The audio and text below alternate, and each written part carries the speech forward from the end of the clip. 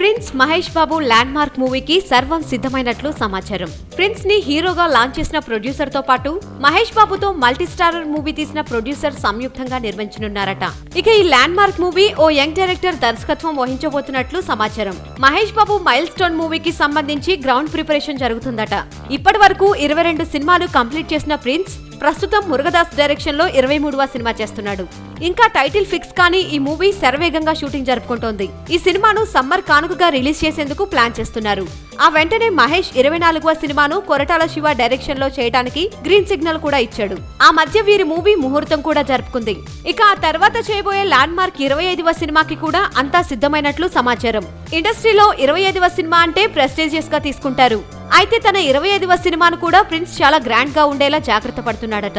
అందుకే తనను హీరోగా లాంచ్ చేసిన ప్రొడ్యూసర్ అశ్విని దత్ కి ఈ మూవీని నిర్మించే అవకాశం ఇచ్చినట్లు సమాచారం. అశ్విని దత్ తో పాటు సీతమ్మ వాకిట్లో సిరిమల్లె చెట్టు లాంటి మూవీ నిర్మించిన దిల్ రాజు కూడా ఈ మూవీలో పార్ట్నర్ గా చేరినట్లు తెలుస్తుంది.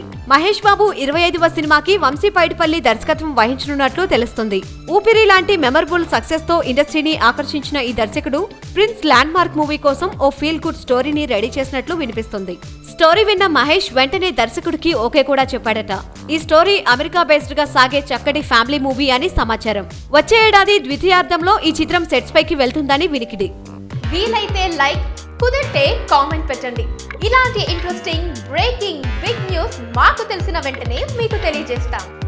దీనికి మీరు చేయవలసిందల్లా ఇక్కడ కనిపిస్తున్న సబ్స్క్రైబ్ బటన్ ని నొక్కి సబ్స్క్రైబ్ అవ్వండి.